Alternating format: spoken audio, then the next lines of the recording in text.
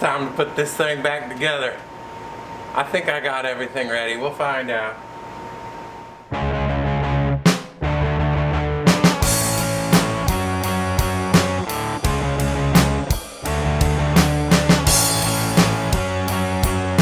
It's another 104-degree day. I'm only going to work until about noon. After about noon, it gets so hot in here that you can't even breathe. So it'll be loud. I'll have the big fan and the AC running the whole time. Sorry about that. Videos are much better in the wintertime because the heater is silent. Anyway, I'm excited. This is, it's been a lot of work to get to this point. I think I have all the parts I need. I think everything is ready to go. I'm waiting on my wife to do some arts and crafts, which will probably be in this episode too. So let's see what happens. Here goes. I'll start it off by finishing up the final little touches on cleaning. The chrome needs to be shined up. Anything that's black needs to be painted. You know, regular, boring stuff. That's the simple part. Let me lay cowbells down on stairs. Give me purple hair.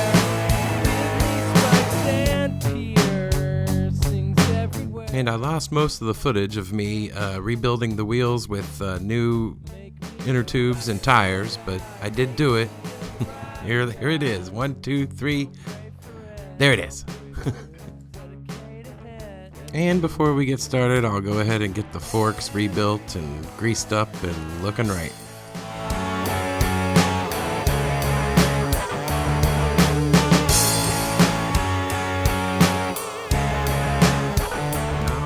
Let's get started. Start with the center stand, and then I use the method of wrapping zip ties around the spring and pulling with all your might. There it is. I got it. Works 60% of the time, every time.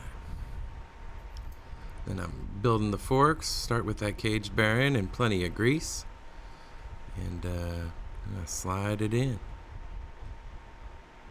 This will be a voiceover heavy episode because most of the audio I grabbed during the filming is unusable. You can see how that fan is blowing my shirt, so it's windy and loud. And then cleaning, I can just get into such a zone. I love cleaning. I love this type of work where it's just slow and meticulous and you're putting everything back together perfectly.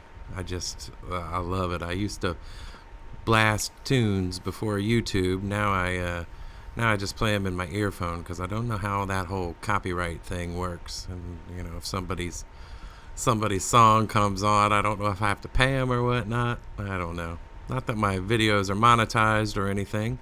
I think it'd be ridiculous to make you all sit through an O'Reilly's commercial or whatever for to watch this video, but whatever. Still just keep my earphones in. Anyway, finishing this up, putting the plate on. I did get, as I said, pretty much all brand new hardware. I love the stainless steel socket head screws, so I use those pretty much anywhere I can.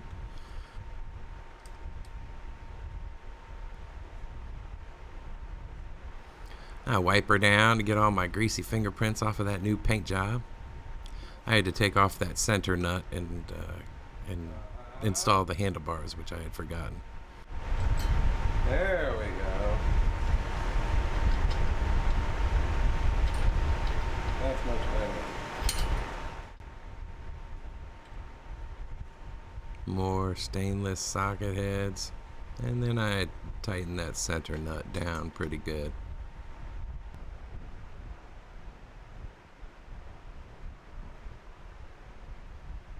Anyway, here's putting on the rear swing arm. I use a lot of grease. It's easy to go back and wipe grease off. It's not so easy to go back and put more grease in. So I usually err on the side of excess.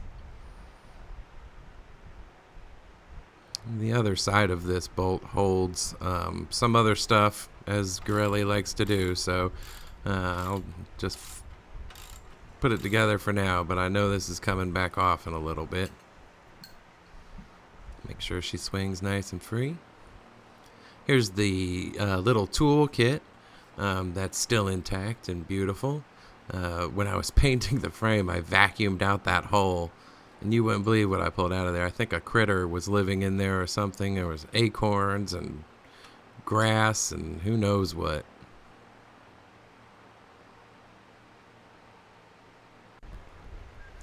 I'm cleaning up this rear wiring harness. My plan is to use the whole wiring harness, but I'm not sure that's going to work. But for now, I know the rear one's going in, so I put new grommets in everywhere it's passing through metal, and put it in these tabs so it keeps it off of the tire. And just bend those tabs over and it routes it nice and pretty.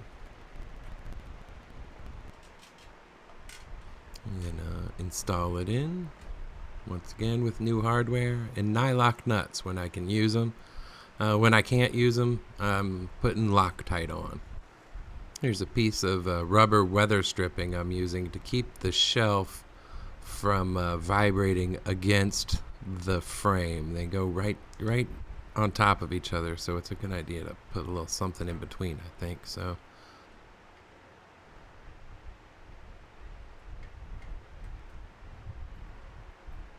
and then just cinch her all down and make sure it's all tight. And one more wipe to get all my greasy fingerprints off. Hey, 92 degrees. I mean, I've got the AC and the fan going. Believe it or not, 92 that's comfortable in here. I came over around 6 p.m. and turned on the AC and the fan and just let it go for about 4 hours. When I came over here, it was like 106 in this room. That's ridiculous. 106 is ridiculous. Tomorrow is supposed to be even hotter, so I'm probably not even going to come over. But I was excited to get over here tonight because remember I was saying that there's an arts and crafts project my wife was doing? Well, she's done with it. Check it out.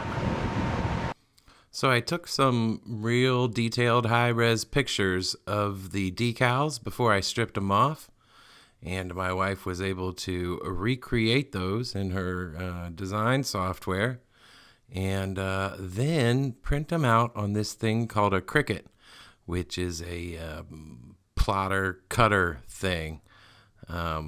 It's kind of awesome. Here she's doing the VIP logo. Getting the size just right so it's exactly the same. Here's that Cricut in action.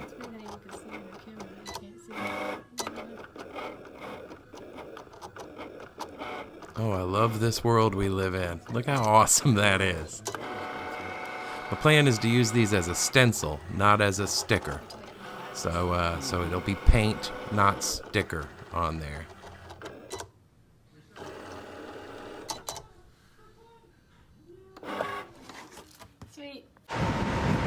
So yeah, I have these stencils, and I've got some spray paint. I'm going to do it really dark. So my plan on this bike is to have it looking real good when you're 20 feet away, but then as you get close, have it looking great. So we'll have the stencils and what used to be the decals in a dark metallic gray that you can't really see from far away, but as you come up close, it really will pop and look kind of awesome, I think. At least I hope so, because I only have one go at this, and I hope it works. So I'm going to go get my gas tank, set her down right here, and start putting these things on. I realized on the paint episode that I didn't get some really up-close shots that show just how well this paint job came out. It's one of the best ones I've ever done, if I do say so myself.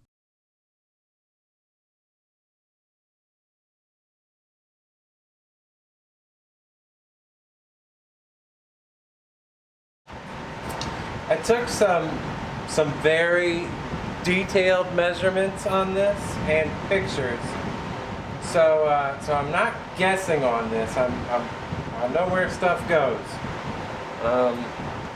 It's just a matter of getting it on there in the right spot. Putting these stencils on was not as easy as I had hoped it would be. If I had to do it again, I'll be looking for a different method. I mean, I did get them on, but it was a pain in the ass.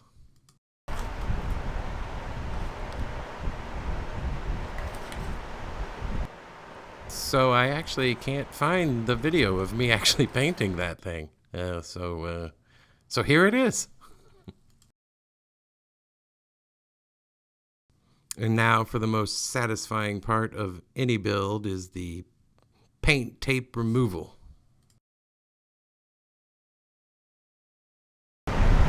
Ah, shit, it looks good. It took some delicate work with an X-Acto to get out all the little tiny parts, but I think it came out pretty well.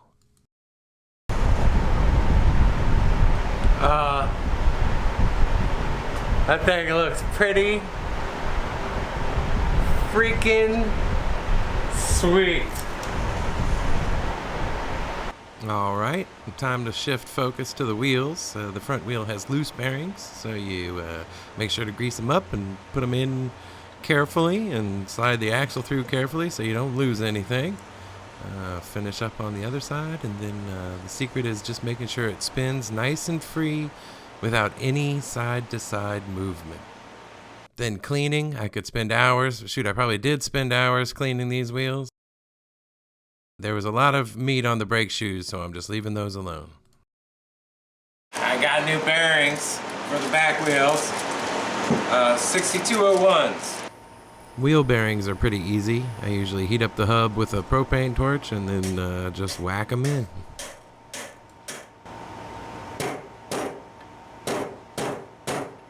Whatever you do, don't forget to put this little axle stub or whatever it is in there afterwards. And then just the same thing on the other side after putting some grease in there.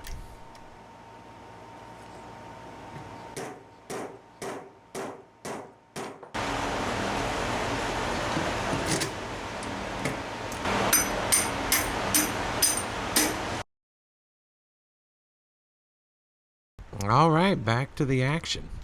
In true Garelli fashion, this one bolt holds on the shelf, the shock, and the rack, all with the one bolt, which is kind of a pain in the ass to get all three of them lined up and get that bolt in there, but got it in there and tightened down.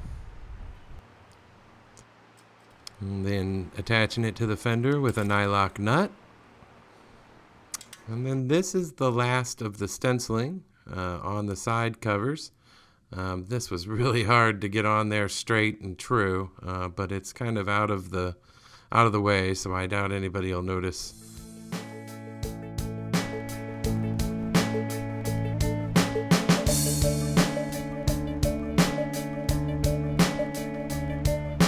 It came out pretty nice, actually.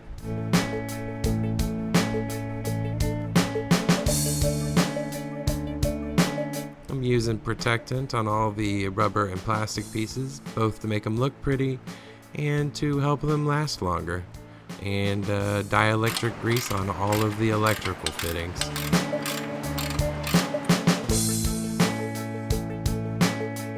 I know this back wheel will be on and off here another 800 times, so I'm not spending much time making sure it's straight or anything.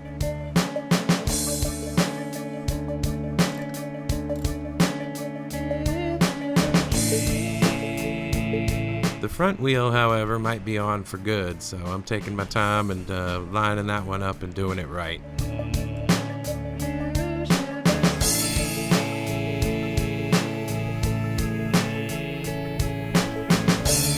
Here I'm noticing that the center stand is not keeping this bike stable. This won't be the first time you see me trying to fix this, but I will get it eventually, I promise you that.